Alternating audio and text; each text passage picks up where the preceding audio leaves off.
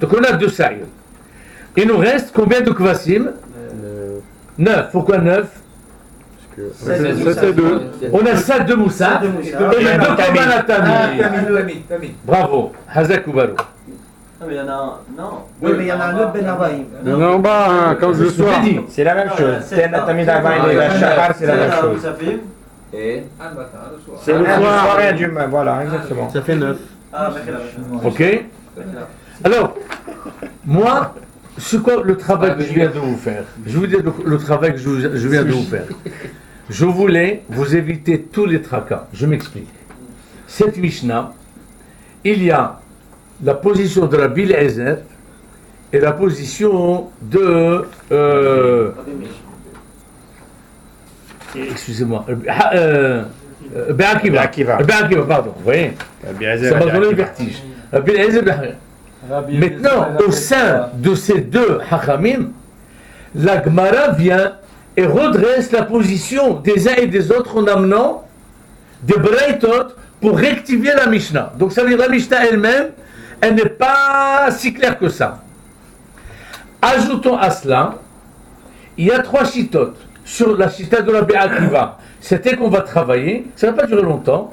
On ne va pas parler de Rabbi Eliezer, parce que bon, on va travailler avec Rabbi Akiva, mais Rabbi Akiva lui-même, il y a chita de Rashi, chita Tosfot, et la chita du Rambam. Je ne vous dirai pas tout ça. On va travailler Shitat Rashi d'après Rabbi Akiva et vous allez voir, ça va être très très bien. De quoi il s'agit? Je veux tout simplement savoir quand est-ce qu'on offre ces korbanot. Voilà la discussion des Rishonim. Quand est-ce qu'on offre les 15 korbanot là? Tu m'as dit korban tamid le matin, pas de souci. Tu m'as dit korban tamid le soir, pas de souci. Tu m'as offert de hataot, paro, et celui de Sa'ir, n'est-ce pas l'Hachem? Pas de souci. Quand est-ce qu'on offre le reste? Alors voilà, vite fait. Voilà de quoi il s'agit. Écoutez très bien. Écoutez. Je reprends. On a 5 tenues avec 5 tvilot. Dans la première tenue qu'on appelle le Bigdei Zahav, qu'est-ce qui se passe? Il offre le korban tamid. Regardez-moi. On offre le korban tamid, on ne peut rien faire sans. D'abord, on offre le korban tamid. Ensuite, on offre les 7 moutons de Moussafim. Avec Bigdei Zahav. Rendez compte? Tout de suite. Oui. C'est rare. Oui. Et comment il peut faire le matin si Moussaf il passe avant le korban du Kohen? Hein? Ça passe avant le korban du Kohen. Oui, parce qu'on apprend des psukim. Donc on a 7 kevassim. L'ordre, c'est pas que dans cet ordre-là, en fait. Hein? C'est pas dans cet ordre-là. Non. Moi, je vous ai juste établi le nombre de korbanot qui offrent quoi. Maintenant, quand est-ce qu'ils vont être offerts? Maintenant, les chômés, ils se cassent la tête pour voir, pour caser par rapport au psukim. Parce que je vous fais une confidence, même dans la parashat Haremot, dans la Torah, c'est anachronique. Ça veut dire qu'il y a une manière de positionner la avoda pour que ça corresponde à ce que la halakha dit. Ça, retenez ça, parce que quand on lit, on a l'impression qu'on va tout droit comme à l'autoroute. C'est pas ça du tout. Donc, je vous dis. Donc, le korban tamid chez Shahar, il y a 7 moutons. Korban Moussafim. Il y a aussi par ha'ola. C'est quoi par ha'ola? De Moussaf. N'est-ce pas? Par ha'ola, c'est celui de Moussaf. N'est-ce pas? Parce que c'est marqué, je réponds à Henri, la Torah dit, à part le tamid fait cela. Donc il faut que cela suive Korban tamid. D'accord. Donc celui qui positionne Sarachi, il dit pas n'importe quoi, il dit moi je suis le texte. Il n'y a pas de souci. Ok? Maintenant la deuxième tvila. Alors la deuxième tvila, il y a toute la aboda du Kohen Gadol. Laquelle, mes chers amis, regardez ce qui se passe. La deuxième tvila, c'est ce qu'on appelle Abodat Hayom. Qu'est-ce qu'il y a dans Abodat Hayom? Il y a les vidouim, regardez-moi. Les confessions, sur quoi? Sur le pain du Kohen et sur le Sa'ir. Il y a le tirage au sort des 2 Sa'irim. il y a la Ketoret. Laquelle? Donc, Kodesh HaKodeshim. Donc, Bravo. Moussaf. Celle explicite. Moussaf. Non. Tu parles de Moussaf. Mais non, lâche Moussaf. Lâche, ça veut dire un bon mot que tu... La Ketoret, elle n'appartient pas à Moussaf. La Ketoret, elle appartient à Kippour, à part la Ketoret du matin et du soir. Parce que la Ketoret C'est la du seule matin, elle suivait Korban Atamid.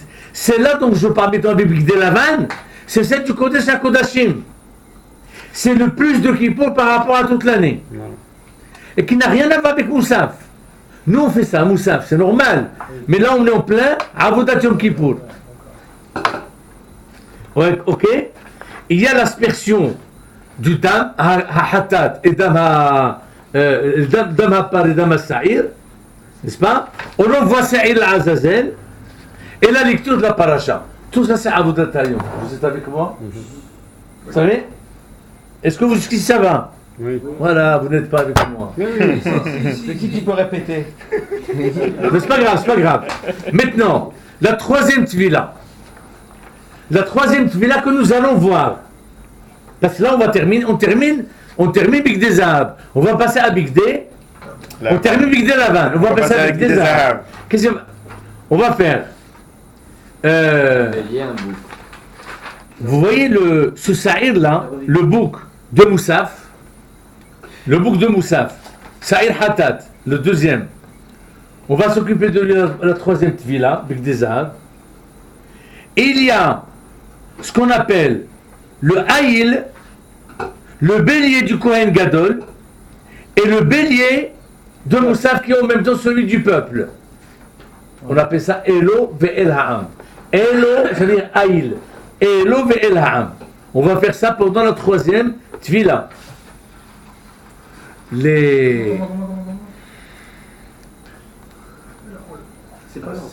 mais j'ai compris ça. C'est parce qu'on l'a fait dans la boda de Moussaf, les béliers.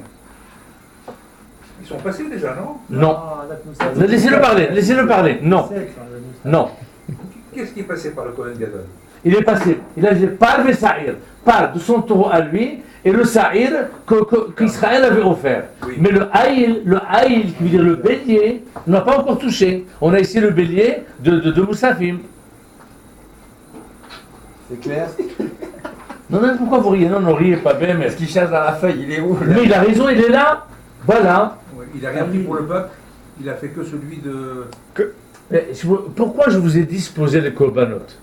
Parce que, pour que vous compreniez, qu'est-ce qu'on offre là? Elo ve'el ha'am, Il a fait que ça le veut dire haïl. son haïl, son bélier, et le bélier du peuple n'a pas été encore offert. Il va le faire à la troisième tvila. Quand il met l'or. Une seconde. Hein? Quand il met l'or. Oui, on est à la troisième tvila. D'ailleurs, le code, de manière générale, ça c'est pas marqué, c'est moi qui ai... J'ai compris que pratiquement, avec Bigdei Zahav, il fait que la shchita. Le matin, il a fait la shchita. Toute la shchita le matin, Bigdei Zahav. Ici, troisième tvila, Bigdei Zahav, toute la shchita. Avec Bigdei Lavan, il fait que son sa'ir et son par. 2 bêtes sur 15. Il fait avec Bigdei Lavan. Vous avez compris? Donc, maintenant, la quatrième tvila, qu'on appelle Bigdei Lavan, qu'est-ce qu'il va faire? Une bête. Non, rien, il va rien faire. Vous savez ce qu'il va faire? Dans la lecture. Non, on a terminé la lecture. La lecture, non, il a raison. Il va chercher le... On a fait la lecture avec Bigdei Lavan le matin. Le bouc. Hein? Il va chercher Non. les braises. Quel bouc il va chercher? Bouc, c'est un bouc là. Il va nettoyer. Avec la pelle, il va aller nettoyer. Avec la pelle. Il va pas nettoyer, ouais. Il va aller Avec nettoyer. Bigdei Lavan, la deuxième fois, Il a des il va photos. rentrer dans le Kodesh HaKodashim, il va récupérer la pelle On se faire piller. et brûlé là. la pelle de la Ketoret. Maintenant, il nous reste, mettons, Bigdei Zahav, le cinquième tvila, Bigdei Zahav. Qu'est-ce qu'il va faire? Là, il va allumer la Ketoret du soir. Ah, voilà.